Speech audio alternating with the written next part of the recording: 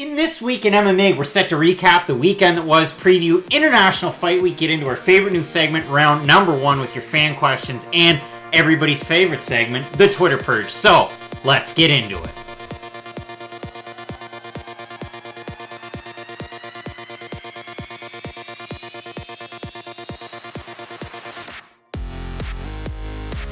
Alright, and welcome to another episode of This Week in MMA. As always, one half of your co-hosting duo, Craig Allen. You can find me on Twitter and Instagram at Craig Allen FNP, and Matt at Matt Allen FNP. Matt, we've got a great week coming up of combat sports, of course, International Fight Week. And are you a little bit surprised? I mean, this week, all we have for UFC events, we have UFC 239. That's it. No Ultimate Fighter, no Contender Series. Do you think that's a mistake on the UFC's part? I kind of do, because even when you think back, I mean, Israel Adesany's first main event was, again, it was one of those shows that was right before the big pay-per-view on International Fight Week. Justin Gaethje's debut was the big show, I guess, the day before International Fight Week. So they usually do put on pretty good events, so it's kind of odd that they're skipping out this year. Yeah, I mean, it seems like a missed opportunity, of course. Plenty of fan events. I know in the first couple of days, there's about 13 different autograph signings in 2 different slots. There's meet and greets. You can play video games with your favorite stars. I think they're doing some positive things, but at the same time, it's a big drawback that we're missing out from different fight cards. It seems like a good opportunity, especially with the UFC's new Apex Institute. I mean, you've got the Performance Institute. They're really going big in Vegas, and it seems like a missed opportunity by the promotion. But, of course, UFC 239 coming up over the weekend. We're going to recap that in its entirety, get you ready for that card. But, Matt, like I said from the jump, I mean, our favorite new segment, we've got a great fan question, round number 1. And this is an opportunity for you as the fans to ask us a question. It happens weekly. It happens at the start of the show. So, Matt, let's get into round number 1. All right, Matt. So, favorite new segment of the show, round number 1. This is the way that we're going to start the shows off in future. And if you want us to answer one of your questions, direct message us on Twitter, Facebook, Instagram, wherever it is. You can ask those questions or under the posts on respective social media sites. Just comment underneath like Max did here. Make sure you follow him on Twitter at Trademark MMA. A great recap and breakdown show that he does with Marcel Dorf. I mean, MMA DNA. Great job over there too from Holland. But Max has got a question for us, and seems to be quite fitting on the heels of Canada Day. So let's hear what Max has to say. Craig, Matt, what's up? Excited for this week's episode. Love what you guys are doing, especially with the Twitter question. My question to you guys is, with the exception of the contenders slated to compete on the Dana White's Tuesday Night Contender Series, who is the next Canadian up-and-coming regional talent we're going to see in the UFC? Love to hear your guys' take on that. So, Matt, I mean, realistically, UFC recently signing Tanner Boser, long overdue type of signing, a guy who competed with ACA, ACB, fighting, top talent over there. Had a fight in M1 Global in his last, and then also actually recently recaptured his unified heavyweight title in Alberta. And he has a teammate in Teddy Ash, a guy that you should definitely be paying attention to. I think he has a decently high ceiling, a guy in one of the lower weight classes that you could really look forward to on maybe a Contender Series type of contract. But I know between you and I, we've got a guy in mind, and at the risk of sounding like a homer, I really do think he's maybe not a sure thing for the UFC at this point, but as sure a thing as you can get. Exactly, and he's going to be one of the next guys who you see on like a Contender Series show, and that's Christian Savoy. He's out of St. John, New Brunswick, so an hour and a half drive from where we are right now, so we're going to sound a little bit like a homer, but yeah, he was supposed to fight on Tuesday Night Contender Series, got injured, so he unfortunately didn't get the opportunity to, but he's 7-0 right now, and he's one of those guys who you expect to be on, maybe he won't get signed directly to the UFC, but he will be on one of those kind of developmental shows, and then kind of make his way out there after. And he's one of those guys, too, you have a look at his record, plenty of finishes, undefeated as a pro and an amateur, and I know he's only in his career beaten 2 fighters with, positive records, plus 500 records. I know in his last one, it was a first-round doctor stoppage at the end of the round. It was a cut to Aldrich Keith, who was 9-4 at the time of the fight. Kind of some bad blood there. Fight had been booked before with Elite One MMA. And listen, if you're a fan of Canadian MMA, you more than likely recognize Elite One. I know one fighter that's, a pretty random guy, but one that comes off the top of my head, Mando Niello, a guy who we haven't seen in Bellator, but the last time we did, crazy knockout, a guy that trains out of TriStar. There's been all sorts of good talent that's competed with Elite One in the past, so Christian Savoy is definitely a good guy to have an eye on in the future. So make sure you kind of check out his Tapology page. I know he doesn't seem to have any fights coming up yet. Of course, Contender Series last year, he was slated to fight there, but it was a broken hand in the fight last year. Had the chance to speak with his father at FA7 Legends in St. John last summer about that. But really looking forward to possibly getting another shot this year. And he's the guy that you should definitely be paying attention to. A guy who's at welterweight, who's training at Rufus Sport. Like Matt said, from St. John, and apparently Matt's never driven to St. John. It's closer to 45 minutes away. So if you're driving, half as slow, you might get there half as fast. Craig's taking plane rides to St. John all of a sudden. Either way, Christian Savoy is the guy that you should look out for. And Matt, with round number 1, I mean, that concludes it. But realistically, like I said, if you want to ask us questions with round number 1, there's the type of post. Look, round number 1. Yeah, don't be shy. Send in your videos. We love answering them. And a lot of times we're not going to have a similar answer, and we'll probably debate it for quite a while because neither one of us like to be wrong. So, this one, though, it was kind of an easier one. An underhanded toss, a pitch, if you will. But yeah, really looking forward to it. Brand new segment to the show. And now, Matt, let's throw it over to the weekend recap.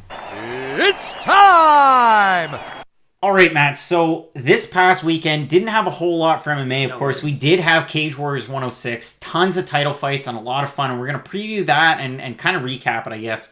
To a lesser degree. Yeah, more so in the Twitter purge. And listen, I mean, realistically, it might have been a better card than UFC Minneapolis. I will say, however, and last week, I mean, you look at it, we exclusively did a weekend recap. We talked about the event from the week before. We did not preview this event. It was, kind of in the cards, but we just, couldn't get it together. No. But still, this card as a whole, looking at it beforehand, I would have given it a C, maybe a C+. C might be generous. Yeah, I mean, to me, it kind of delivered. Yeah, it was definitely in that realm. I'd probably give it a B-, maybe a B. There was a lot of finishes, just a lot of good fights all around. And again, it didn't really have the name recognition that a lot of other cards do, but it was a pretty good card in the end. Yeah, I mean, if we go through it, like you can see here, I mean, if we have a look at these prelims, realistically, I mean, Maurice Green getting a good first-round finish over Junior Albini, that's going to really raise his stock. Yeah. Albini's had, a handful of fights in the UFC with former top 15. Yeah, I mean, with mixed results. So realistically, that kind of boosts it. Maybe he gets a guy in the 20 to 15 range. On Verilovsky. Maybe he realistically gets a ranked opponent.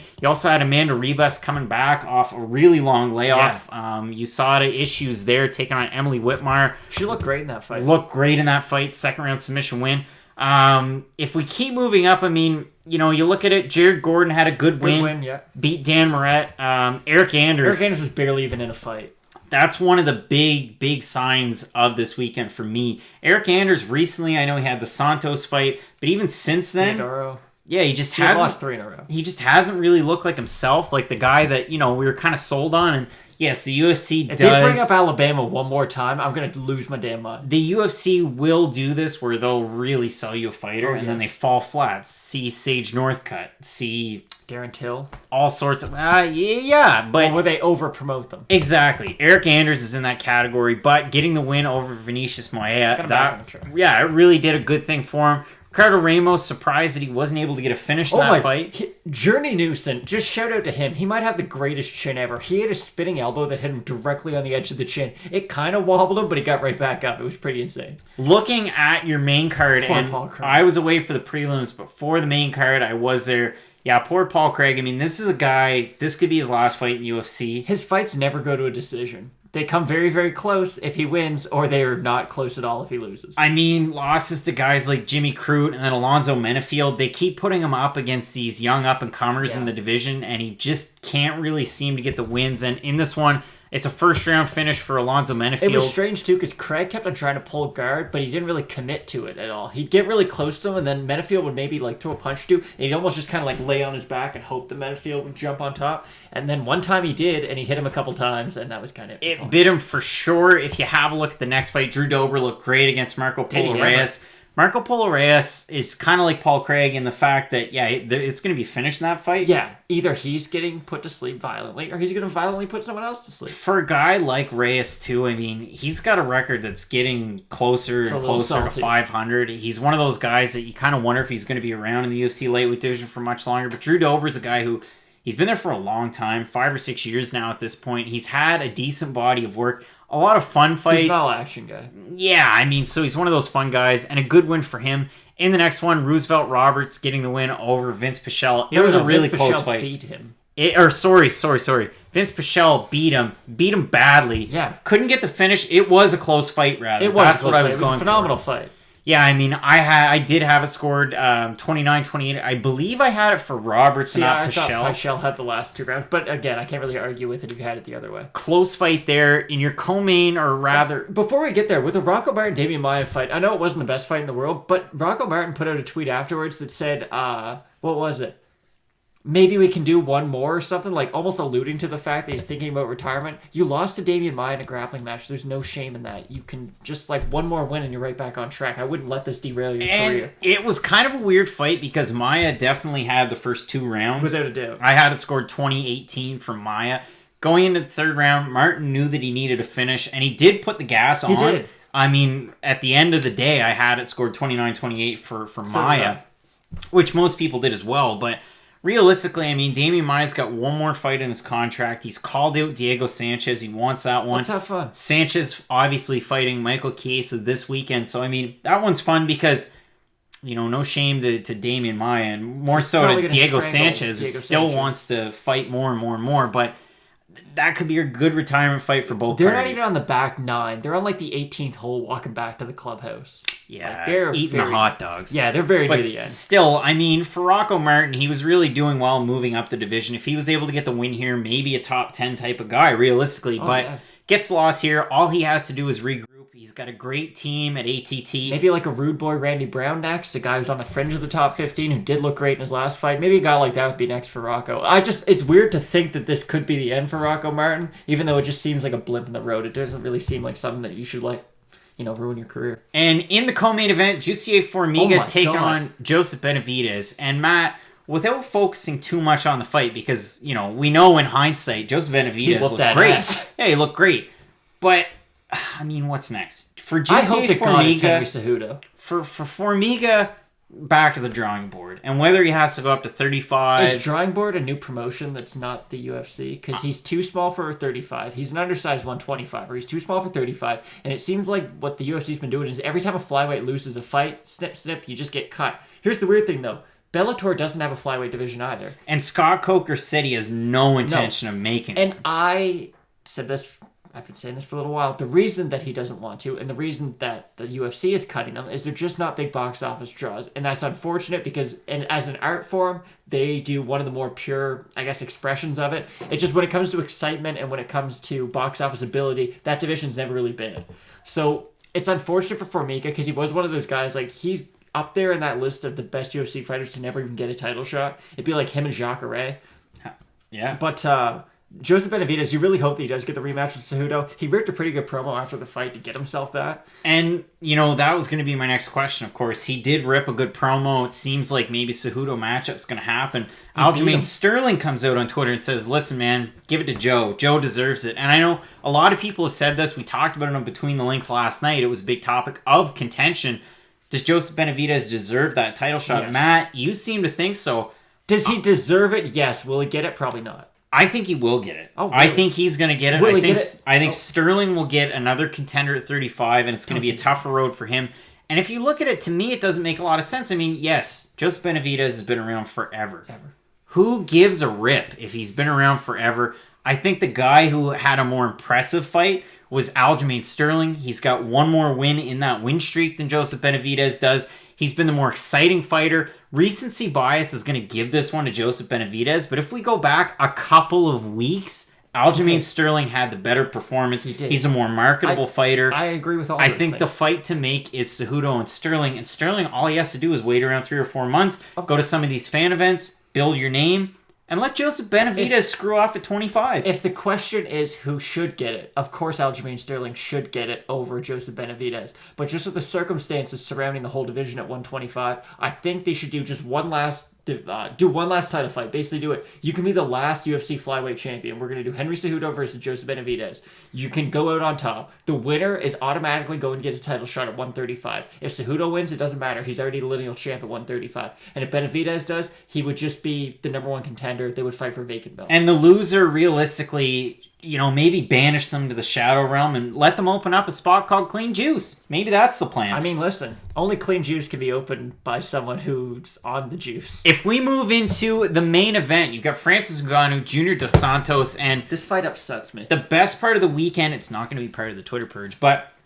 UFC sends a tweet out. It says, it's time, Junior Dos Santos. 1 minute later, it's all over. So, not to take words out of your mouth or interrupt you, but it was such a weird fight. And I said, Francis is probably going to win this, but I'm cheering for Junior. I thought Junior would land an overhand right. Francis has an ungodly chin. I think he's shown that in his fights. I know he's starching everyone in under a minute, but when he does get hit, he reacts pretty well to it. I know Stipe cracked him with a bunch of big shots, and he never went down from that. And, we've seen the losses from Francis Ngannou. Stipe, a decision. Derek Lewis, a decision. They were both back-to-back. And all of Francis Ngannou's wins are by knockout or by submission. Knockout. So, in this fight, it was a tough fight to pick. Really, it was. I know Ngannou was the favorite, but I mean, think about it. It's two heavyweights that crack. Exactly. It's a bang. flip of a coin.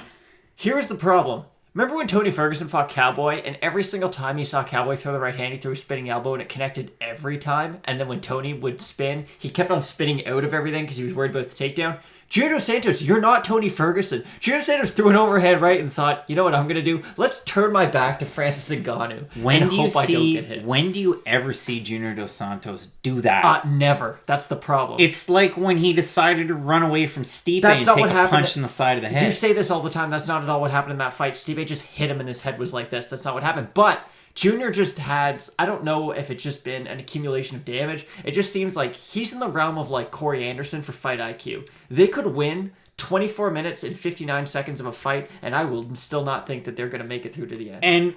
And it is a knock on Dos Santos. It was from his last performance when he was fighting Tai Tuivasa, a guy who we've seen has very poor fight IQ. Terrible. Incredibly poor fight IQ.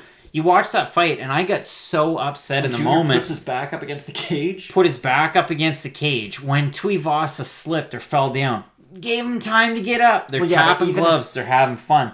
But, I mean, it's a fight. But in this one, Dos Santos made a critical error, turned his back, and, I mean, Francis Ngannou's no dummy. He's not going to let you spin back around.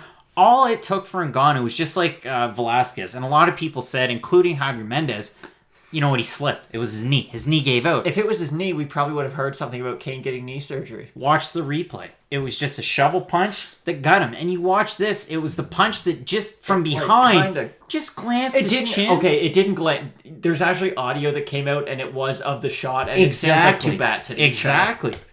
Just glanced his chin. To you and I watching it live, he barely even hit him. What Francis can hit. Yeah, knocked him out. So for Francis Ngannou, now the conversation is it going to be DC? Is it going to be Stipe? Who would you rather see him fight? It's a question that, I mean, I don't see Francis winning either of those fights personally. I think he beats Stipe. I don't think he beats DC, but I think this is the effed up thing about that whole situation. I think DC's going to beat Stipe again. I think he's going to choke him out this time. That's the only difference. The problem is DC's going to retire after that fight. Like, he's already said, that's my last one. I was waiting out for the big paydays. I'm not going to get them. I'm just going to beat Stipe again right off in the sunset. He's got a great gig. We're going to bring that up later in the Twitter purge. DC has things. He's not one of these fighters who has to fight late into their, not even prime, I guess, just late into their 40s. He has other avenues that he can go down to make income. Why would he stay and risk, I don't know, long-term health to fight Francis Ngannou? It's just not worth it. But that's the weird thing. Francis lost to Stipe in a very one-sided fight. He had some good moments in the first and second round, but all in all, it was pretty one-sided. And then he lost another fight. Exactly. But that one doesn't even matter, because we've seen Derek Lewis. I mean, he would... Let's be honest. He ended up getting a title shot. If they would fight right now, who would win? Yeah, Francis Ngannou would win. And the thing that we've seen from Ngannou in his last performances, yes, he's beaten Curtis Blades twice, but he can beat elite wrestlers. Oh, yeah, he can. He can beat elite strikers. We've seen that. I mean, he just beat a former champ. He's beaten former champs in the past. The only guys who beat him are those exceptional, like, top-tier heavyweights who are, like, all-time greats. The only things that I will give you, and if you're a big Francis Ngannou supporter or somebody that wants to be a contrarian or you want to argue about this, Francis Ngannou has an 83-inch reach. Daniel Cormier has a 72-inch reach. The other thing I will say is that Francis Ngannou... Don't tell me you think Francis would beat DC. Francis Ngannou, like his video on Twitter and other social media platforms, has learned how to leg kick. And we saw him leg kick a small little man. Craig. The other thing I will say... really angry. The other thing I will say Daniel Cormier has always fought bigger guys. He's beaten Rumble Johnson twice. Threw him through the air. Who's a super heavy hitter. And a great wrestler. They fought twice, and he beat him twice. And he's always beaten bigger guys. Look at Uzdemir. Look at Stipe. Look at anybody he's ever fought, except for John Jones.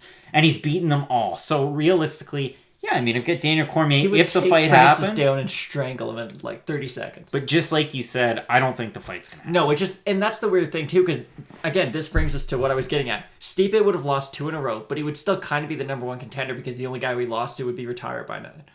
What do you mean? Does that mean Francis fights Stipe for the title even though Stipe's coming off 2 losses? Like, it just, no matter how they do it, it's kind of a convoluted situation. You hope that they figure it out. The best case scenario is that Stipe beats DC, Stipe can fight Francis, you set that up. I just don't think that's how it's going to go. Or we get some other contender out of left field that John goes... Jones versus Francis Ngannou for the heavyweight title. And I mean, since it's International Fight Week, maybe they roll the dice. I don't want to see you do that. They catch a heater, and then we get another fight for Francis Ngannou. But yeah, it's a tough conversation to have because it all hinges on Daniel Cormier and Stipe Miocic. There's nowhere left for him to go. No, exactly.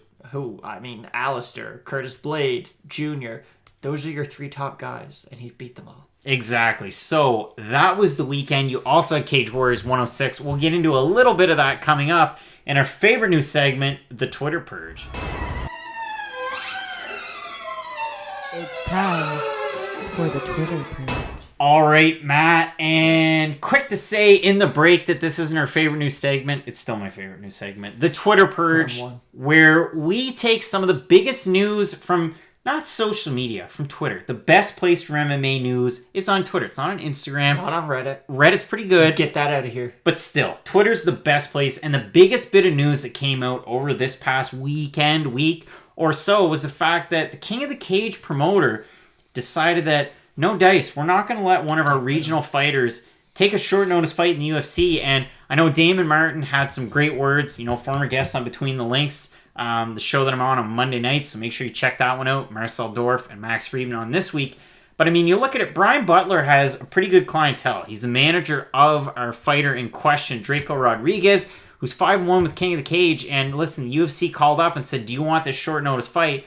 Sure, yeah. Would not let him out of the contract. Matt, we have seen this happen before. Yeah. This isn't a one-off. I know with TKO sometimes there's exclusive contracts. I know Adam Dykes is one of those guys until he lost to Cyril Gagne, who just got a UFC contract. And if you look at him, Shred City. But still, Adam Dykes is going to have to keep, piling up some wins before he ends up in the UFC. Drako Rodriguez gets that chance, and he kind of reminds me of, we've had fighters like this in the past, and you can kind of play it into a 2 or 3 fight deal with the UFC. That's what you're striving for in your MMA career. I know, there's lots of fighters that, hey man, I want to make it to Bellator or one championship. UFC's still at the, still at the forefront. And I'm sure Drako Rodriguez, the intent was there. He was going to sign with them. Did this surprise you at all? It does, but it doesn't. That if you're a local promoter and you don't want your big star, I guess, or not even a big star, you just know that there's promise in this guy. The UFC's been scouting him and they're willing to call him up on short notice. They must see some sort of promise in him in the first place. So if you're our King of the Cage, you might want to hold on to him just because, they kind of want him, so let's just keep him to see what he does develop into. But it's just kind of it's a dick move, really. That's all it is. That's what you said. That's what fighters strive for. They try to make it to one of the major promotions. And as of right now, the UFC is that big promotion. And even if you are one of those guys who, you came from the regional scene, you just burst on, maybe you lose, maybe you get knocked out in the first 30 seconds. The UFC will still give you another opportunity. You did something for them, they do something for you. That's just how it works out. It always does that way. So you denying him this one fight, you are denying him 2 fights, 3 fights, 4 fights. You don't really know. This looks bad on the promotion. It looks bad on Terry Treblecock of King of the Cage. And listen, he even compares himself to other leagues in the States. You're looking at your LFAs, your CFFCs, among others. There's all sorts of good regional promotions in the States. We'll tell you, go watch those promotions. If you're an MMA fan, go out to those. Support guys like Drako Rodriguez. And this is going to sound corny, but in their dream to make it to the UFC, you giving them that money helps them out in the long run. So realistically, it's a good thing if you go support those shows. But if you're a promoter like this, man, where do you get off? This is not a good thing for you as a promoter. No, it's not at all. This is terrible news. This is like when Birchfield Sr. came out and said that, oh, you know what? Hey, I'm not going to pay these guys. No, but yeah, it's CES a couple of weeks ago when he came out and said, yeah, it's really unprofessional that the other fighter in our main event's not going to show up. Our champ, Bruce Boynton from Bangor, Maine of all places. Yeah, I want my other guy to win. I just want my other guy to win. I was thinking, who's the promoter for Bare Knuckle when he came out and said... Dave Feldman. You fight or you don't get paid. So, I mean, promoters these days, and listen, it's not out of the question. We get stuff like this. I feel like a lot of them want to be like the Dana White type, and they want to be the polarizing figure just to a lesser extent. In our next bit of news from this past weekend, Matt, we're talking about Cage Warriors 106, man. What an insane fight between Nicholas Dalby, Ross Houston for the welterweight title. Houston, the current champ. Nicholas Dalby brought his old, I believe it was a 2014 belt that he won. Wore it to weigh-ins. A little bit of bad blood. You see after the fight, a lot of blood. And listen, those trunks were white before the fight. This was an insane fight. If you get a chance to go back, watch Cage Warriors. Brings it.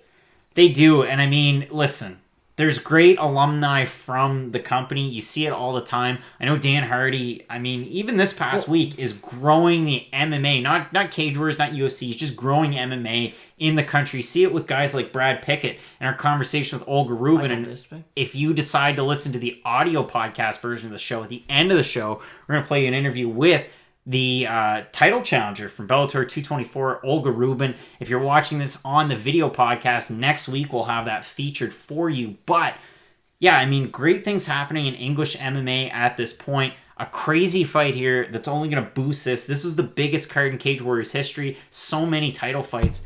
There's one drawback from this. The fact that this fight ended in a no contest due to the amount of blood, and which is insane. Kudos to Mark Goddard, but Matt, can you kind of explain how that decision was made, and will there be any changes with Cage Warriors? I would hope so. I think they came out and said that they don't want to actually change the canvas, and that's kind of what we're going to get to. So the UFC uses a canvas. It's like a cloth material when you step on it, so you actually kind of have grip when you walk on it. If you've ever been to a jiu-jitsu school, they have like vinyl mats and everything. Well, that's what Cage Warriors uses as their canvas, for instance. It's just like a slippery plastic, so you could imagine there's sweat, there's blood on there. There were fights before. I don't know how well they clean it in between fights. Just there's a lot of things that go into it. And when you have two guys bleeding all over it, you can't have them. And there was a few scrub, and this was kind of what led to the decision. Neither guy could really stand anymore on it. They were just kind of slipping all around. It was unsafe for both guys. And it is unfortunate because when you have a fight like that up until that point, those guys aren't going to be able to fight like next month to do the rematch. Like both guys need time to recover from that. It was an insane fight. And hopefully they can do a rematch on a proper surface. Hopefully Cage Warriors kind of changes their ways because...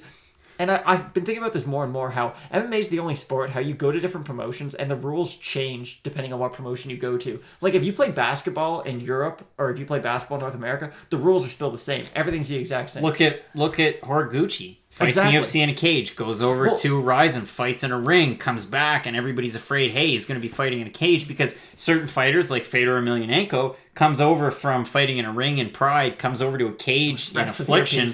Didn't work for him. No, exactly. And it's weird how you can groom your game to be so good in a cage, and maybe you're the best in a cage, but the second you go to a ring, there's so many different factors that play into it. And same thing with Cage Warriors. Just the mat that you stand on can play so many different factors in your game and how you're able to execute it. So hopefully one day at least we'll be able to get to a point where it's just kind of a universal rule set, universal kind of equipment, so that maybe there will be MMA in a cage, but that record will be held separate from MMA in a ring. You can have them in both, but let's at least try to have some sort of consistency across promotions. And I feel like this is a great opportunity for that. Have the canvas be an actual canvas. It seems like a really obvious thing too. Like, you don't need me telling you this. Remember that time that the guy dropped they were icing down a fighter and then the bag ripped? Could you imagine if that happened on vinyl instead of canvas? I mean, you think of it too, trying to mop up vinyl, it's not that easy. They'd have to like squeegee it off. You use vinyl outdoors as a waterproof type of barrier. It's not something that you would use as a mat. And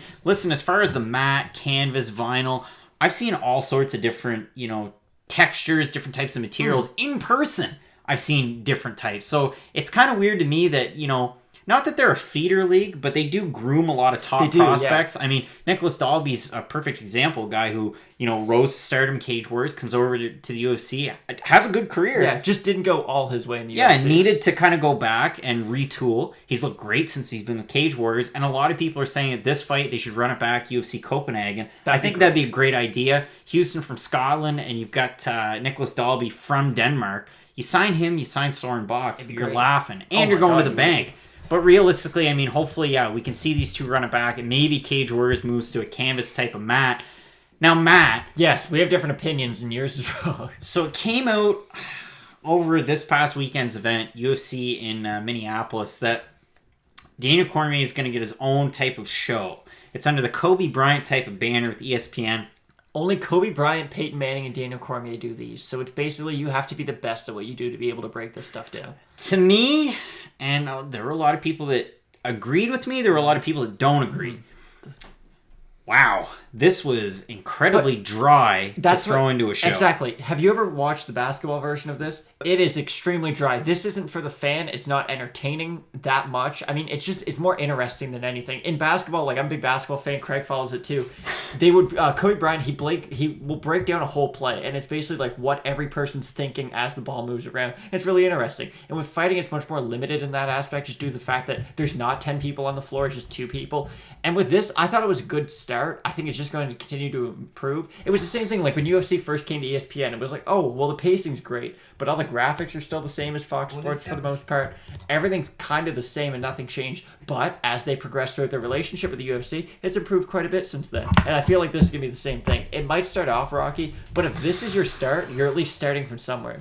I think it is good to see that, listen, Daniel Cormier, super marketable guy, plus he's setting himself up even more for retirement. The guy's already coaching wrestling schools. He's already got sponsorship deals. He's already got a deal where he's on the broadcast booth with ESPN. He speaks extremely well. Now he gets his own show. All the more reason not to fight Francis Ngannou and get your brain busted in. Well, he wouldn't, though. But still, I think it's a good step for Daniel Cormier. I think it's not a great step for the UFC particularly. How? I mean, listen. I don't see a single negative in this. High-level analytics, looking into fights in more detail than most do, not just scratching the surface. ESPN pays him to do this, not the UFC. Something that you and I really value. For the UFC as a brand, it's great. For ESPN, listen, I mean, maybe it's something you try. Every year with television, you get a fall lineup. Sometimes you get a summer lineup. You get a mid-season lineup. How many of those shows fail? The majority. A lot of them. So I'd be interested to see ratings-wise, and I hate to sound kind of like Darren Ravel here, but I feel like the ratings are going to be important in this one. I'm sure there's a deal already put in place. I don't know if MMA is the type of community that's really going to care enough to watch a show like this. But personally, you and I are going to be invested. Hardcore fans, again, if you're watching this, you're going to be invested. But there's you're trying to sell this to people that might buy 1 or 2 pay-per-views a year. I don't think you're going to capture that audience. No, and I agree with that. It's not like there was an argument the other day on First Take, which I started watching just because I think it's funny more than anything. But it was, who's more influential, Michael Jordan or Tiger Woods in their era? And everyone said Michael Jordan, but one person brought up the fact that, well, the only reason people watch golf in the first place is because Tiger Woods is playing. Like, no one cares about golf if Tiger Woods isn't involved. Basketball, on the other hand, it's a really popular sport. People are going to watch no matter what. MMA is kind of similar to golf in that aspect. It's very star-driven, and people really need to care about who's on the poster to really buy that pay-per-view. And there's not as many casual fans as there once were, because right now there is a lacking amount of stars, and casuals are the one who kind of drive the whole business model. And like you said, maybe this isn't as exciting as those fans would want it, but yeah, I think it's great. Yeah, I think it's a good deal and overall. Hopefully they do improve upon it. Yeah, it'll be interesting to see what happens. And listen, we're talking about people setting themselves up. I talked about this and actually had an argument about this on Twitter. We'll get into it a little bit. It was pretty minor, but wow, Cris Cyborg signs a deal with Dunkin Donuts. So she's going to be selling Dunkin Donuts hard before a fight at UFC 240.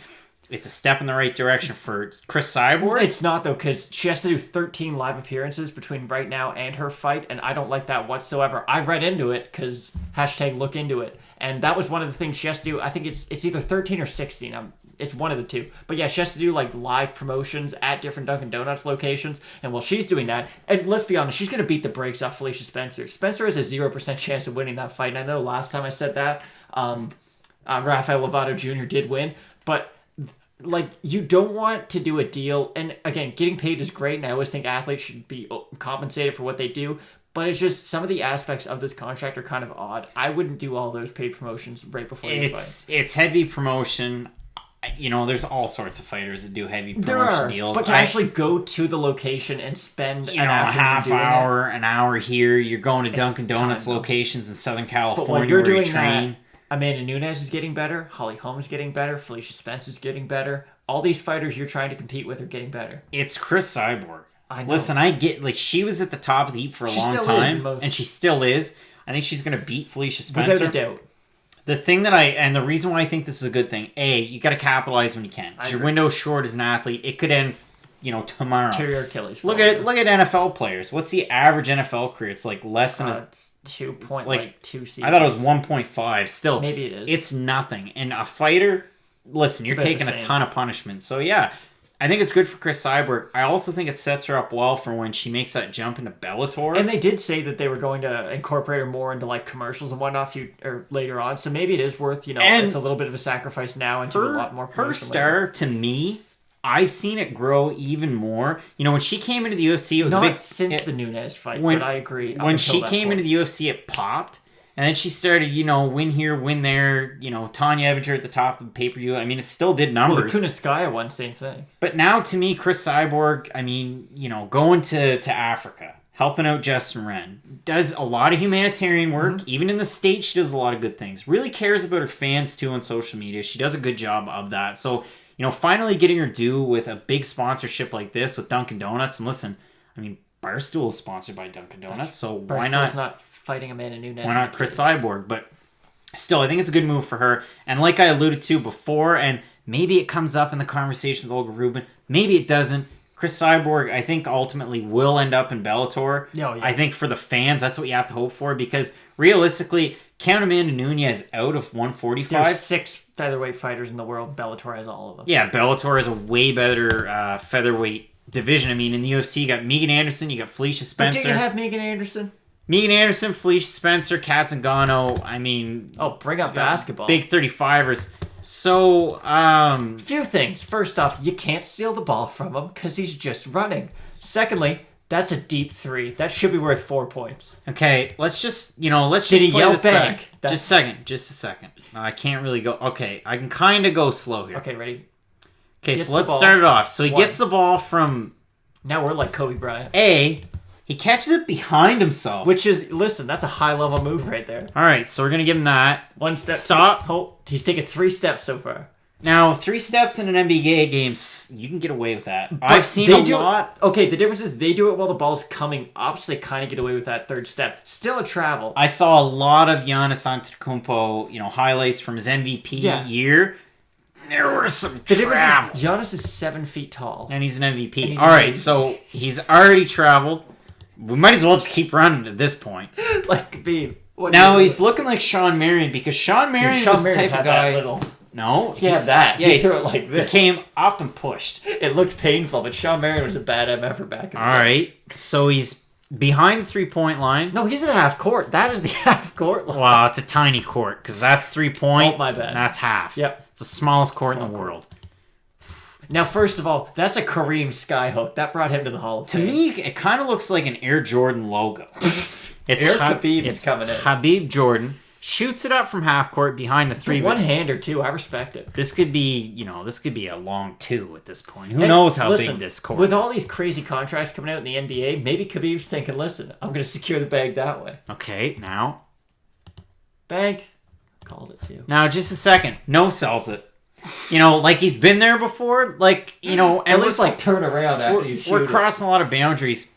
Alexander Ovechkin scores a goal in hockey, loses his mind like he's never scored a goal. Sidney Crosby, like he's been there before. Stoic. I'm fine with both portions.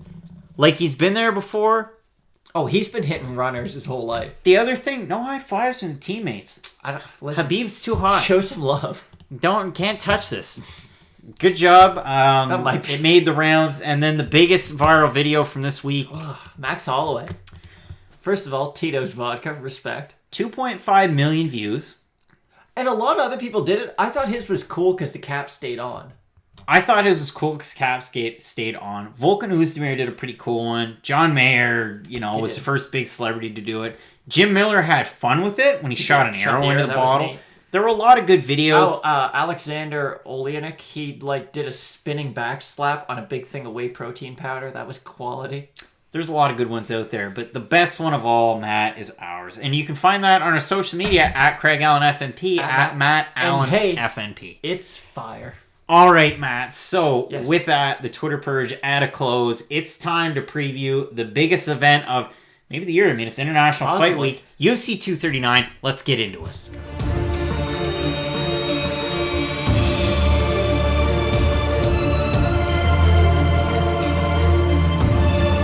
All right, Matt. So, International Fight Week, we said it from the jump. It's a lackluster International Fight Week. Not great. If you're a fan and, listen, you traveled, and there's lots of fans that travel from different countries to go to Las Vegas to see International Fight Week, it's a bit of a downer because you have one card, and it's a good card. Oh, it is a good card. The main card is phenomenal. But it's not a great card. No. I mean, even compare it to last year when you had, Stipe fight DC. You had a lot of good fights on that card. You compare this to that, it's not as good as that card. Name value wise, I mean, we're talking about two UFC debuts in Julia Vila taking on Penny Kanzad, who the Raging Panda, quality nickname. I mean, Kanzad, recent season of The Ultimate Fighter, has some wins. I mean, she beat Ione Razafierzen. She does have a reach. Her opponent does not. Again, beat Ione Razafierzen, who before that fought Olga Rubin, who's fighting against Julia Budd next week, Bellator 224. But still, it's not a great fight. So, I mean, listen, if we have a look at the odds, and I don't care too much about that fight, the question that I'm going to say, I know. If we're going to give this card a letter grade beforehand, what are we going to give it and why? You're going to give it an A. Why would you give it an A? I give it an A just due to the fact that when you do get up to the main card, it doesn't really get much better than that, excluding Diego Sanchez versus Mike Chiesa, which I do think will be a good fight. I mean, you've got Jan Blachowicz versus Luke Rockhold. Luke Rockhold's 205 debut. I think that's going to be a really fun fight. I think a lot of people are counting Jan out of that fight, actually, but that's not an easy fight for Luke Rockhold whatsoever. Jorge Masvidal versus Ben Askren. Jorge Masvidal has never been more popular than he is right now. People love that man after what he did to Darren Till. But and also, after what he did to Leon Edwards. Ben Askren's never been as popular as he has been. And Ben Askren's been super vocal. And that's the thing. At first, I was like, is he really going to be that popular in the UFC? And he's completely surpassed the glass ceiling I put on him. I thought he'd be good. I thought his fighting style would really detract from a lot of the fans that he was going to get, but people don't seem to care. The other thing, too, before we get too far into it, this has title implications, because if we look at it with Robbie Lawler taking on Covington, I don't think that has title implications when we compare it. Yeah, when we compare it to this, I think realistically the winner of this fight's probably going to get a title shot. And then you've got Nunes, Holm, you got Santos and Jones. I'm going to stick with a B because there's some fights on here like Sanchez Chiesa that's on the main card. I think Melendez Allen's a fun fight. It's a fun fight, but it's more of a showcase for Allen. Wow. And, we'll continue on. Song Yadong taking on Alejandro Perez. I actually have that, and I asked a question from Craig Allen FNP about what could be a possible fight of the night. That's actually one of mine. And I mean, Marshman, Shabazian, I guess, Ismail Nardiev knocked out two other people on this card. That's a fun fact. It's a showcase there, but I mean, if we have a look at it, Kanzad taking on Avila in their UFC debuts. I mean, it's a tough one to try and sell the start of a pay-per-view card on International Fight Week compared to some of the other ones that we've seen. You've got Ismail Nardiev making a second appearance in the UFC, lost his debut, and a lot of people thought it was going to be fireworks. It was not fireworks for him. Taking on Chance, and I say it every damn time, but it'd be Rencontre if you were in Canada. But it's not a UFC caliber fight. It's Rencounter. I mean, yeah, it's going to be a showcase type of fight for the Austrian and Nardiev. Oh, without a doubt. Rencounter, I'm very surprised he's still in the UFC, if I'm being completely honest. Yeah, I don't see it being a fight that he's going to win. This is a fun one, actually. Edmund Shabazian taking on Jack Marshman. So Jack Marshman, paratrooper. He's from Wales. Got wheel kicked by Thiago Santos. He got in trouble for taking his last fight because he wasn't supposed to go to it. That's not good. Edmund Shabazian trades. Good in his last fight. Yeah, I mean, he's the Ronda Rousey protege. The only thing about that, the only thing I will say, we haven't seen Ronda Rousey in his corner, which is kind of weird. We're never going to see Ronda Rousey at a UFC event ever again, Craig. I don't think she went to Hall of Fame last year. Why is that weird that she wouldn't show her face? Because this was going to... And especially on a card with Holly Holm and Amanda Nunes, you think Ronda Rousey's just going to stroll on in? Yeah, that's when you rip a Nate Diaz type promo. Ronda Rousey can barely speak the English language, much less rip a promo. Excuse me. Shabazian's going to win this fight, though. It's going to be really one-sided. It's a tough one. He's a huge favorite for a reason. Shabazian, in his last fight, it was Darren Stewart. And it was a fight. No, it wasn't. He won a fight right after that by TKO in the first round. Okay, so he finished the fight after the Darren Stewart fight. Darren Stewart fight was not good, though. We counted him out in his last fight because the Darren Stewart fight, his cardio was bad. In his last fight, he didn't need the cardio. He was able to get the finish. Jack Marshman's not out cardioing a single person on planet Earth. This is one of the tougher tests of Jack. And listen, he's had some tough tests. Craig. He's fought Carl Roberson. He fought Thiago Santos. He fought John Phillips. Who did he fight in his last one? He fought Jared Cannonier. No, he didn't. He fought that guy from Wales who's not him. John Phillips. There you go. Jack Marshman's fought some tough fighters. And yeah, this is going to be more of a showcase before your actual prelim start. Of course, this is the Canadian version of the lineup. Yes. So there's the early prelims, the prelims, and the main card. When you move into the prelim portion of the card, and Matt, I think it's going to be important to bring these odds back up. Alejandro Perez taking on Song Yadong. I'm surprised that Yadong is more than a 2-1 favorite in this one.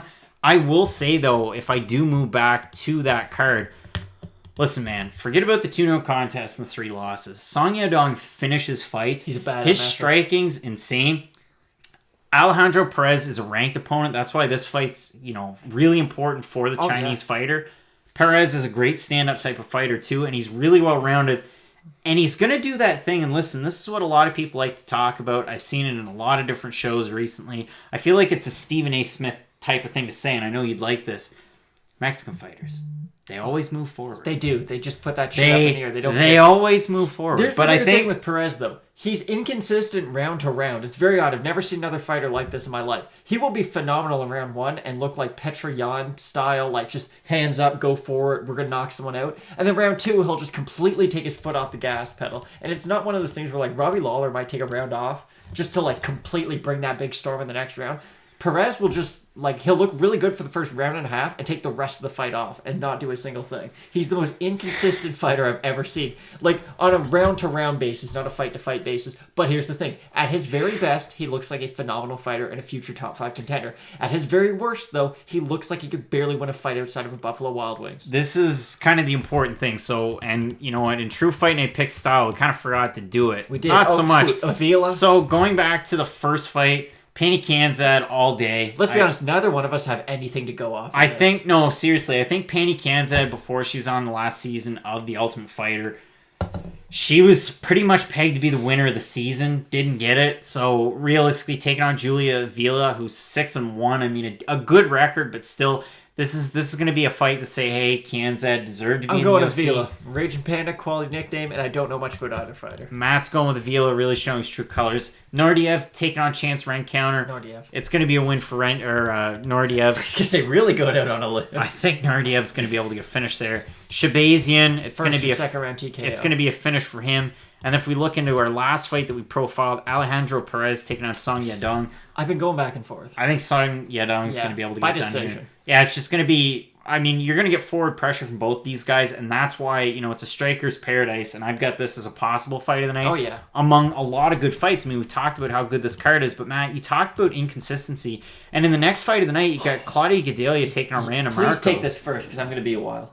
Claudia Gadelha has looked as inconsistent as they come. On a good day, Claudia Gadelha is a title challenger. Well, wait. Does that good day last 3 minutes, though? But in the bad days, I mean, I had, the Cookie Monster beating her in one of her last fights. And I mean, she's 16-4. She's got a great record.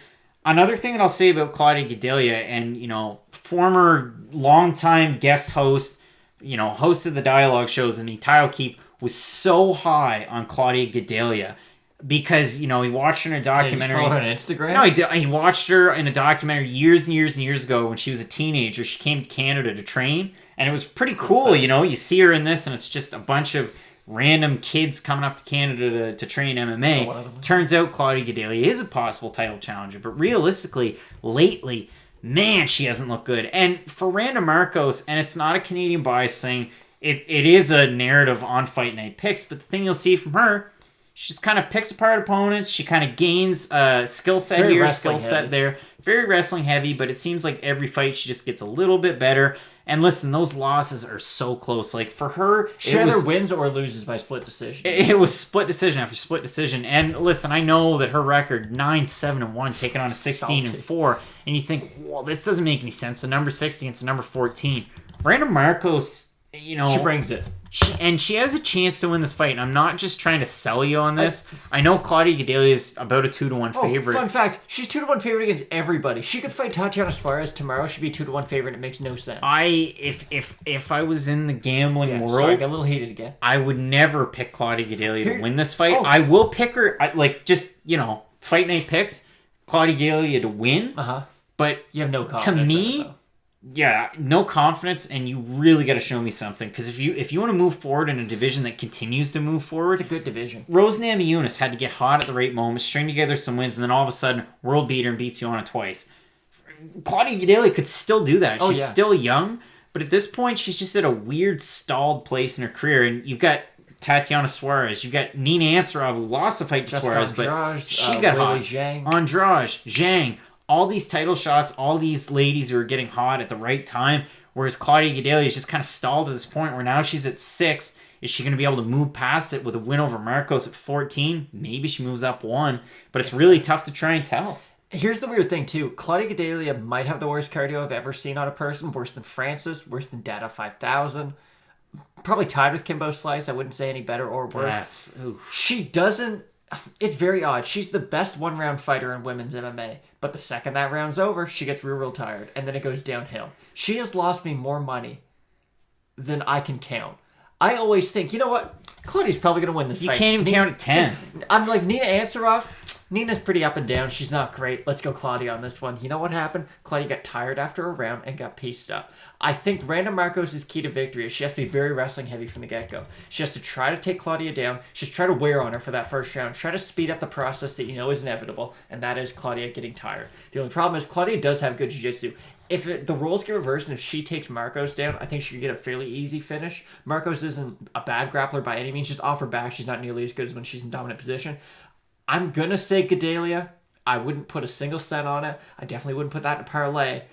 I think Markos has all the tools to beat Claudia. I just don't think it's going to happen. So, yeah. I mean, I've got Gadelha in this fight. You have Gadelha in this fight. No confidence in that pick, though. No, exactly. And if you move into the next fight, Marlon Vera taking on Nohelin Hernandez. Hernandez's nickname is Suave. I respect it. That's a good nickname. You look at him, I mean, the record of 10-2. You go on Sherdog, 9-2 according to them.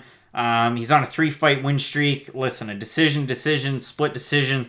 Man, tons of decisions on here. Cheeto's a slow starter, but once he finds his rhythm, he is a buzzsaw. If we actually got the fight that we were supposed to get, and Cheeto Vera and Sean O'Malley, that's easy. That's slow pitch. You got a beer in one hand. You can hit the ball with the other. I mean, that's your fight of the night. But now, it's tough to tell. It's a performance of the night. Nohelin Hernandez, Listen, no disrespect. I'm sure the man can fight. He get a chance in the UFC. And that's neat. Yeah. And he can tell that to his family forever. He's fighting Marlon Vera, who at his very best he's inconsistent, but not in the same way as some other fighters. He's just a slow starter more than anything, and some people are able to take advantage of that, some people aren't. That's really the problem with him. His great cardio, great knees up the middle too when people are kind of forcing the pressure. And got phenomenal submissions. Just a really well-rounded fighter. And I think that this will be an easy win. Not easy. He'll win in the first round, probably. No odds on best fight odds just yet. I'm sure you will get those. But a fight that we do have odds on, if we have a look at it, and Arnold Allen, almost a 4-1 favorite. I've got a confession. Taking on Gilbert Melendez, El Nino. And I mean, listen, I will tell you one thing from last, year, 2 years. Carrie Ann Melendez, Gilbert Melendez's wife, she's doing pretty good in Bellator. She is. She's actually not doing too bad. I know, boxing, kickboxing are strong suits. Great person to train with and live with, Gilbert Melendez. Almost like but a guy who, in his last fight, did not look good.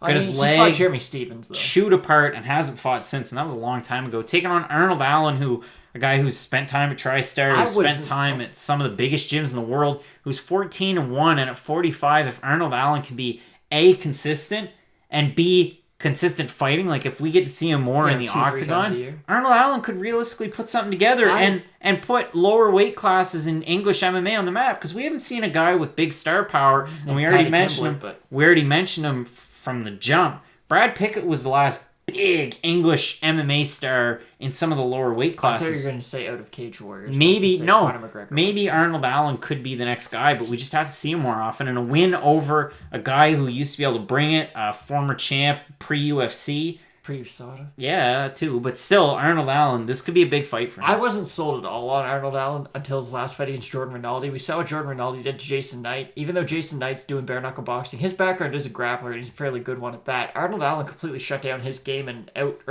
Jordan Rinaldi completely shut down Jason Knight's game, and we saw right there, he's a phenomenal grappler. But when he fought Arnold Allen, he couldn't get anything going. Even he's no longer in the UFC. No, even with his striking, he'd throw a couple things together, but it seemed like Arnold Allen, he's very good at neutralizing his opponent's strengths more than anything. It's not that he has any, huge skills. He's not a crazy kickboxer. Really well-rounded type of guy. Exactly. He's one of these guys. He's good at jiu-jitsu if you take him down. He's good at taking you down, let's say, if things aren't going well for him on the feet. He's like a 6 out of 10 in everything instead of one of those guys who has peaks and valleys in their skill set. The one thing I will say about Arnold Allen, if he's a 6 out of 10 in everything, his dad's a 10 out of 10 in muscles and being swole. And I know, we talked about the last fight. You've got Nohelin Hernandez. His nickname's Suave. Google Arnold Allen's dad right now, because he's body. He wouldn't pass the USADA test. No, but in this fight, I'm taking Allen over Melendez. Yeah, it's one guy's on the way up, one guy's on the way down. It's a showcase type of fight, and a good spot for it too. Before a huge pay-per-view, you're gonna have this prelim main event.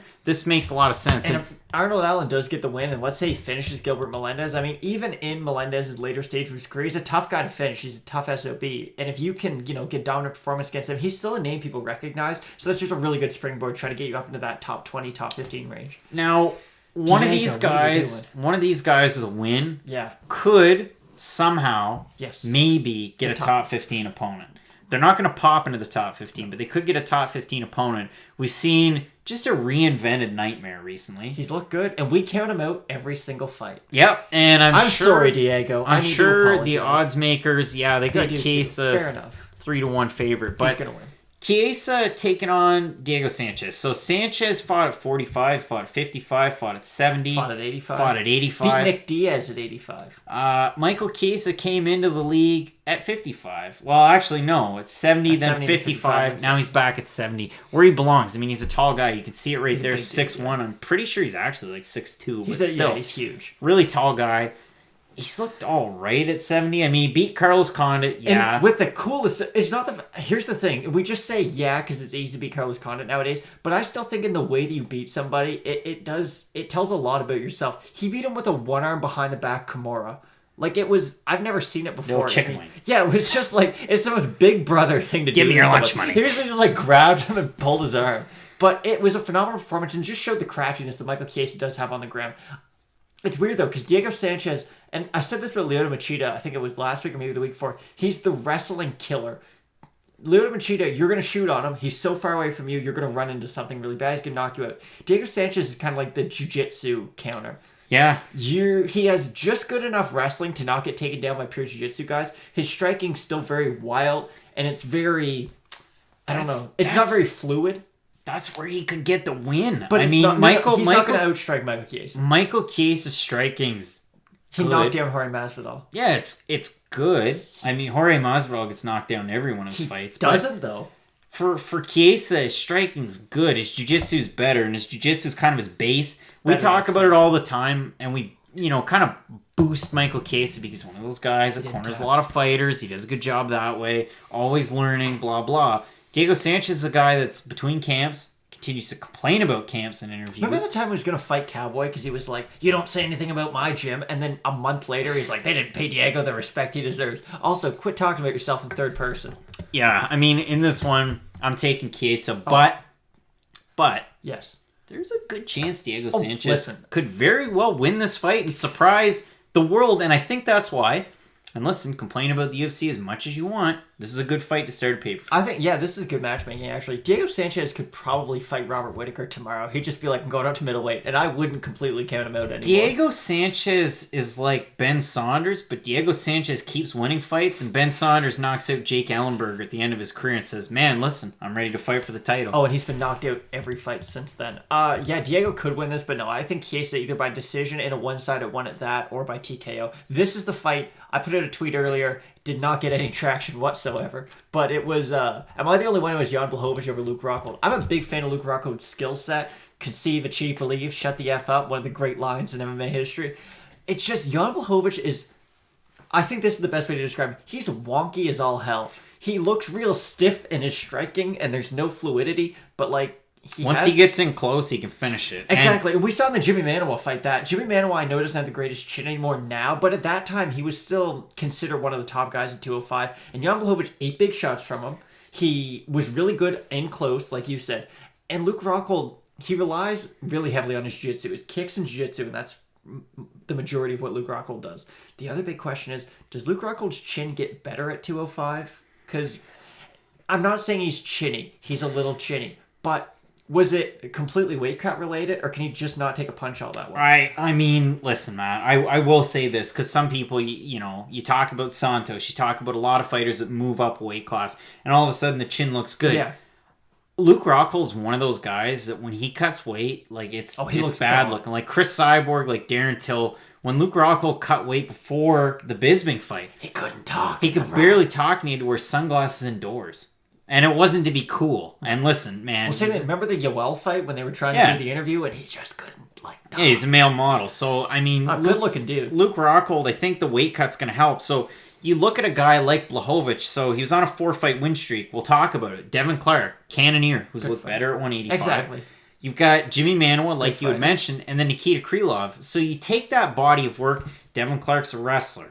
You've got strikers in there. He's fought kind of... Cannonier. Yeah. Everyone. He's fought everyone. And then Krylov, more of a grappler. He can strike too, really dynamic. Jan Blachowicz. Grappling. Jan Blachowicz choked him out. Jan Blachowicz, all of a sudden, and not all of a sudden, he's always been a former KSW champ, but exactly. Just really, he showed his potential. Really well-rounded. Luke Rockhold, karate fighter. We know that. We know his stance. We know some of the stuff he can throw, but since injuries... Haven't really seen the kind of flair that we saw. No, he's very grappling heavy now, and that's not a negative. Luke Rockhold's one of the best grapplers in the world. Like, we're not saying this to be negative about Luke Rockhold. That's where I'm going with this. So let's look at Luke Rockhold and some of the wins that he's had, and the first one that stands out to me, Chris Weidman. The first one that stands out to me, and it's recent, and it's a guy that fights like Blachowicz. Luke Rockhold doesn't fight recently though. David Branch. David Branch is a guy that, listen... The fight happened 4 years ago. Before the fight, I told everyone, I said, hey, David Branch has a good chance at winning this. He's a great grappler. Striking was looking good at that point. Since he came back from World Series of Fighting, second stint in the UFC, he's looked great. Sorry.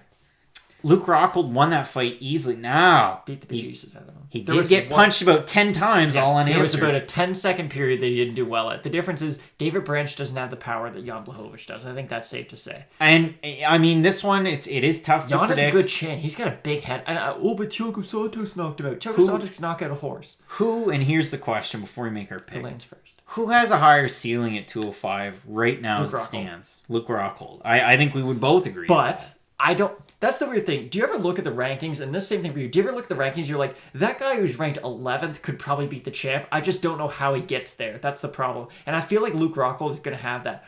I can see a world where Luke Rockhold beats John Jones. I just have no idea in how he gets to that fight in the first place. And I feel like this is one of those things. I think if he wins this fight... They're going to just give him the title shot. No, I think if he wins this fight, there's already a rivalry brewing at 205. He wants Anthony Smith. Anthony Smith wants Luke Rockhold. Men and women around the world want Luke Rockhold, but realistically, Anthony Smith gets a better shot to finish Luke Rockhold. I don't know. I'm taking Rockhold in this one, but I think it's a really interesting matchup at the top of the 205 division. For the sake of parity, I'll say Jan Blachowicz. Either guy could win them. It's a fun fight, but if we're talking about fun fights, we got a guy who... he tweeted it out. He looks like Ron Burgundy lifting weights in his office. And then you've got two, maybe three, maybe 4-piece with the soda. Depends on what he wants. But Jorge Masvidal, and this is a picture circa maybe 2015, taking on Ben Askren. And I think this has more title implications than our main event coming up in August, August 3rd. Say than the main event. You've got Robbie Lawler taking on Colby Covington. We won't preview that too much, but in this one, you get the classic striker versus wrestler. Now, it's Jorge a fun Masvidal's fight. got good jiu-jitsu, though, is the only thing. Jorge Masvidal beat Michael Chiesa with a Darce choke. I know I brought that fight up before. I thought I might as well bring up the fact he also beat him by submission, which is kind of crazy. Masvidal, here's the weird thing, though. Masvidal's a better fighter than Ben Askren. He's better. If we look at all of their skills, the only thing Ben Askren does better is wrestling. It's just his advantage of wrestling is so much bigger than Jorge's advantage in anything else. The weird thing, too, Jorge Masvidal has fought at 155. He can make 155 tomorrow. It's not one of those guys like, let's say Robert Whittaker, for instance, we brought him up too. He was making 170, but his body was just shutting down every time he was getting there. Never missed weight. He just knew, like, I can't keep on doing this. He moved up in weight, and now you look at him, when he stands next to Yoel Romero, they're pretty similar in size. Jorge Masvidal might have the biggest head I've ever seen. He's got a big old head on him. I know he's not from Mexico, but Rashad Coulter's Cuban. corner would have something to say about He's it. a big old Mexican with a big old head. Still, in this fight, I mean, Jorge Masvidal, really well-rounded. His boxing's pretty much second to none in the UFC phenomenal. and MMA. He's got great boxing. He will take a shot to give a shot. We've seen But he's that. got an insane chin. But he does have a good chin. Had the win in his last fight, and then I thought, He's killed Darren Till. he killed Darren Till and Leon Edwards in the same night. 2 wins, that's pride And right an there. interview and the internet. So, I mean, he had a lot of good, and he's ranked 4th. Askren's ranked 5. I mean, you couldn't ask for a better matchup here. But realistically, I think Funky's going to win this I one. do too. I think Funky's going to lay on him for 3 rounds. I don't think he's going to get the submission. This is going to show you, like, in the last fight he fought Robbie Lawler. Robbie Lawler is incapable of having a boring fight. It's just the way that he fights. That's why the Covington main event makes a lot of Exactly. sense. Jorge Masvidal, he kind of brings that same fire, but here's the big difference between Lawler, and I picked Lawler to beat Askren in that one, and I think he did beat him, but that doesn't matter. Jorge Masvidal doesn't have one-punch knockout power, and I think that's so important when you're fighting Ben Askren. Unless you're a guy like...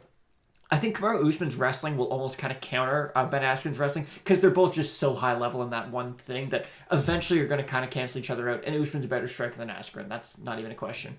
But with Masvidal, he's a really good striker, like you brought up. The boxing, it's second to none, especially in the welterweight division. He doesn't really start people with one punch. He beat Darren Till with that big overhand left, but he set that up throughout the whole fight. He needed opportunities to, okay, let's make him think I'm going this way with it. Let's do that a few times, get real lazy with it so he expects it, and then we go the other way. It was genius and a perfect game plan. Ben Askren doesn't play that game, though. Ben Askren doesn't stand up. Ben Askren only wrestles, and that's it. And this isn't a knock against him. That's just his style. He's undefeated. There's So a it must be reason working. why Dana White didn't jump at signing Ben Askren. You're going to see it in this. It's going to be a boring fight. I hope it isn't. I'm cheering for Jorge Masvidal because I would really like to see him against Usman. I think that's an extremely fun fight. I don't think that Ben Askren versus Usman would be the same. This is a throwback to 2008 UFC when Jay Shields and John Fitch did pretty well at 170 in the UFC. All you had to do was take somebody down, wrestle off them for a few rounds, and then get the win. Ben Askren could do that. I'm not hating on the style. He could get you into a bulldog choke maybe could, sometimes. just big brother you. But yeah, I mean, realistically, I think Ben Askren, with that one skill that he's mastered so well, he's going to be able to get the win. And you look at other fighters who are good wrestlers in this division. Kamaru Usman, but his stand-up's pretty good. Tyron Woodley, but he's got hands of steel. And here's the thing, though, too. Usman never gets tired. I'm not saying Ben Askren has bad cardio, but he's kind of Khabib-esque where the takedown comes at a lesser percentage as the fight goes on. Yeah. He's still going to be able to take down Jorge Masvidal every round of this fight. The percentage is going to get worse, but the amount of attempts is going to go up. Exactly, that's the thing. He doesn't play the stand-up game. And unless Jorge Masvidal can catch him coming in, and that's a very real possibility. Maybe we end up with a DQ and there's points down. He kicks him. I doubt it, but still. I think Masvidal has a lot of areas in which he can win this fight, especially on the ground, too. He can get back up to his feet. He has good jiu-jitsu, like we just mentioned. I think Ben Askren's going to win decision. And you know what? We're talking about a really close fight in the Askren-Masvidal fight. We're talking about the co-main. Matt, I'm going to give you 20 seconds or less to tell me how this fight's going to go and who's going to win this fight. Okay, ready? Do you have the 20 ready? Yep, 20 seconds ready. 1, 2, 3, go. So Amanda Nunes is going to starch Holly Holm. This fight's not competitive in the least bit. I would rather watch Craig fight Amanda Nunes at this point, just because, like, you know... There's some mystique. Exactly, and it would bump our numbers through the roof. With Holly Holm, she's beat Betch Correia and Megan Anderson. Megan Anderson has no ground. If Holly Holm can out-grapple you, something's wrong. And then she beat Betch Correia, who's like... Is she a 20 seconds is over. I'm sorry, but I got to keep on going. Amanda Nunes is either going to knock her out on the feet. I think Holly Holm throws 3 combinations. And here's the secret. I'm going to unveil this before the whole world, all 3 listeners. Just a second. 1-2 kick. 1-2 high kick. She goes corkscrew punch. Okay, so she throws lead right hand. Or I guess no, she throws straight right.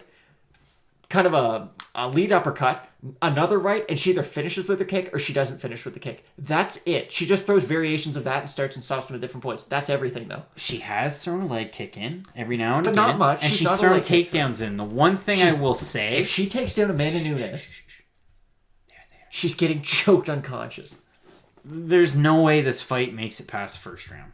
Maybe it does, because Holm does have a good chin, but if Amanda gets her to the ground... Remember what happened in the Miesha Tate fight? And this was prime Miesha Tate, too. She was the champ.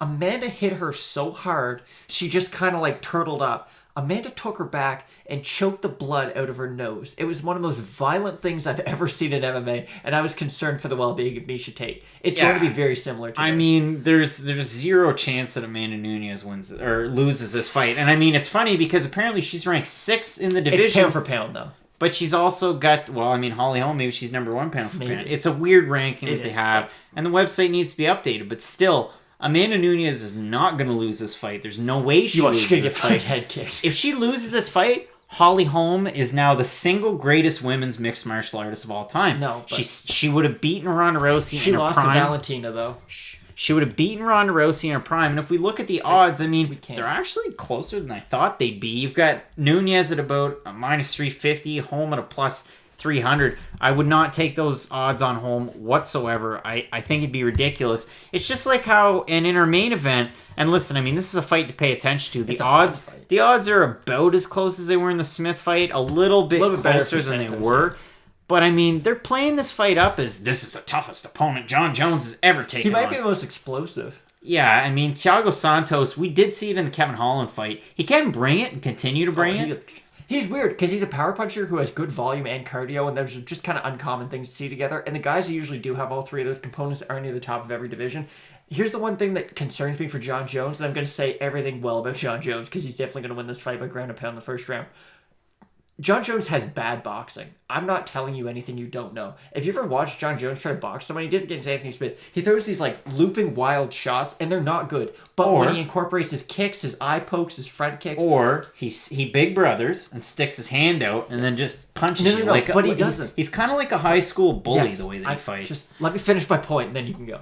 What he does is he has very unique shot selection, but he only throws one or two things at a time. He's not a guy like Max Holloway who's going to go out there and just give me 1-2, 1-2, 1-2, 1-2, and that's going to fill the 5 minutes until your face is pretty much broken. John Jones is very methodical in the way he picks his shots. It's overhand right. I'm going to see how you react to that. I might throw it slower than normal. See, maybe, okay, you're getting cocky on this. You move in. I'm going to throw something crazy afterwards. He's the smartest fighter in the cage. Outside the cage, pretty dumb. But one of the dumbest. When it comes to fighting, though, and it pains me to give John Jones compliments, I'm going to say this right now. There's probably never been a better fighter ever. He's so much better than everyone else. And here's the weird thing. 205, and we've said this for a while, it's a fun division now. Like, for the longest time, there were 3 good fighters in it and no one else. Top 15 is actually fun. There's a lot of good matchups, a lot of really good prospects. The only problem is they're rushing each and every one of these prospects. Prospect gets 2 wins, they're like, okay, you're fighting John Jones now. And maybe they do well. Maybe there's a few things that they can draw upon. Thiago Santos, unless he throws, like, I don't know. Thiago Santos, to me, I'm cheering for him. Is the fight before the co-main on a pay-per-view. Yep. Or he main events a fight night. Exactly. That's where he sticks Thiago Santos. Because win or lose is going to be a fun fight. Yes. But in this one, it's not a showcase for Jones, but it's another showcase for Jones.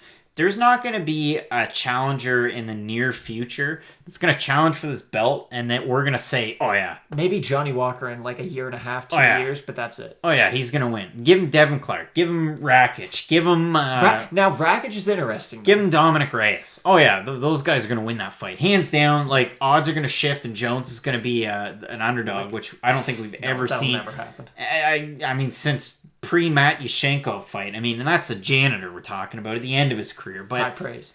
You know, in this one, I mean, I just don't see a way that... listen. First, can we just a positive? I hope Thiago Santos wins because watching all the countdowns and everything, he seems like a real good guy. He grew up in a real bad place. He now has a school to help underprivileged kids and use martial arts to help them. He's doing great work. He's fighting John Jones, though. And here's the bad thing. Do you know where Thiago Santos is not good at? And I know they said he's a black belt in one of the countdown shows. He's got that Shogun Hua black belt if he does have one. He's not good at getting back up. He had one really good spot, actually, and I can't say he's not good at getting back up. Anthony Smith had him mounted, and he, like, just by brute strength, just, like, flipped him over. And then won the fight. Crazy fight. John Jones doesn't fight like Anthony Smith, though. He's much smarter. If the fight goes to the ground, John Jones has the advantage. Yeah. If the fight's on the feet, John Jones in the clinch... No. Okay, no. In the clinch, definitely John Jones. On the feet, here's the weird thing. I think Jones's reach is going to play against him. Because if he's at his reach, holding his arm out, being at that 84 and a half reaches, that's prime Thiago Santos kicking range. So if he does try to play that long game, and if Thiago Santos can get together good body kicks, some good leg kicks, he can kind of accumulate a little bit of damage. We haven't seen a fighter in some time employ a steady, diet of leg kicks, and it makes sense. You look at the reach, 2.5 inches between the two as far as leg reach is concerned. A huge disadvantage for Santos and advantage for Jones at 8.5 inches. And we see that every time John Jones fights anybody. It could even be Alexander Gustafsson. You're going to be way on top as far as reach is concerned. So he's going to have that. He can try and big brother him, but at the same time, he's going to have to dip back, move out of the way of some of those kicks. And he does a good job of that. He does. He really does. But if you can catch him flush with some leg kicks, give him a taste of his own medicine. Hurt his movement. And I'm not talking oblique kicks, but just kick him inside or outside of the knee. I was just about to say, Luke really Rockhold, limit his mobility. Luke Rockhold does this better than anyone. Luke Rockhold will just keep kicking. He keeps kicking. He doesn't care if you block it. And it's one of the things that I think is really interesting. You can check every one of his kicks, right, shin on shin. You can block every one of his kicks to the body. He's going to keep on throwing it because whether it hits your body, whether it hits your arms, it doesn't matter what it hits. It's going to hurt you. One of the major points that analysts, and I know we've been talking about this fight for a while, but one of the major points I've seen analysts talk about, whether it's UFC, Bellator, lower leagues, this has been a big thing that they mention during a fight. You see a fighter, and listen, Luke Rockhold's bad when you're just punching. Luke Rockhold's really bad at covering the wrong side. But best guys are like, you see a lot of fighters that go to block the head kick, the earmuff, and you see a lot of fighters land that kick, and the announcer will say off from the jump, that hurt that fighter. That's going to do some damage. And you see it, when a fighter blocks a leg kick, you blocked it. You're still absorbing that shock. Checking a leg kick does is make it hurt them too. When you block that head kick, that really does do a lot of damage to opponents. And you know that as an MMA fan. I know that you know that. If you're watching this, you know that. A good point is Thiago Santos can throw a lot of those kicks. It's just going to be at the peril of John Jones' quickness, the fact that he can take you down. I don't really see a way that Thiago Santos is going to win this fight. It would be a great story if he did. I hope they'd make like an ESPN 30 for 30 out of it. That'd be real neat. Here's the problem though. John Jones is going to beat him by TKO in the first round. There's no way that in my mind that Thiago Santos is going to win this fight. Unfortunate. But it is a good main event. It's a good card in total. Really looking forward to it. So make sure you find us on Stitcher, iTunes, Sports Booth, SoundCloud, and Sports Booth. Everywhere. I said that in there. Let's go back a little bit. Live sports streaming. So if you want to watch us breaking down the fights, if you want to watch other shows, go watch another show. It doesn't, no skin off my back. No, that's water off a duck's back. Skin off my teeth. Regardless.